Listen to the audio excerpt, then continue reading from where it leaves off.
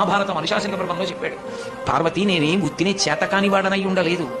బ్రతికున్న నాళ్ళు అక్కడికెడదాం ఇక్కడికెడదామని పని లేకపోయినా షికార్లు తిరిగి నేను ఇంతటి వాణ్ణి అని గుండెల మీద చెయ్యేసుకుని ఇంత గర్వించి మా ఆవిడ, మా పిల్లలు, మా అన్నయ్య, మా తమ్ముడు, మా స్నేహితులు ఇంతమందిని చూపించిన వాడు ప్రాణం పోయిన తర్వాత ఎండు కర్రల మీద పడుకోబెట్టి తాడుతో కట్టేసి ఒంటి మీద కేవలం అత్యంత చవకబారు వస్త్రం ఒకటి పెట్టి పాడి మీదకి తీసుకెళ్లేటప్పుడు ఆ బట్ట కూడా తీసేసి కట్టెల మీద పడుకోబెట్టి ఇంధనం పోసి కర్త వచ్చి అగ్నిహోత్రం వెలిగిస్తే తల దగ్గర నుంచి కాలుతూ వచ్చేసి తల బద్దలైపోయిన తర్వాత కాళ్ళు అరికాళ్లలోంచి నెత్తురు ముద్దలుగా పైకొస్తుంటే పెద్ద కాడ పట్టుకుని కాళ్ళు పైకెత్తి వెనక్కి పారేస్తే నా ఒళ్ళు అనుకుని మురిసిపోయిన వాడు ఆ కట్టెలలో కాలిపోతుంటే జీవుడు పైకి లేచి చీకటి పడుతోందని వచ్చిన వాళ్ళందరూ స్నానం చేసి వెళ్ళిపోతే ఒక్కడే ఉండిపోయానని బెంగ పెట్టుకుని ఏడుస్తుంటే నేనున్నానని ఓదార్చడానికి ఉన్నాను.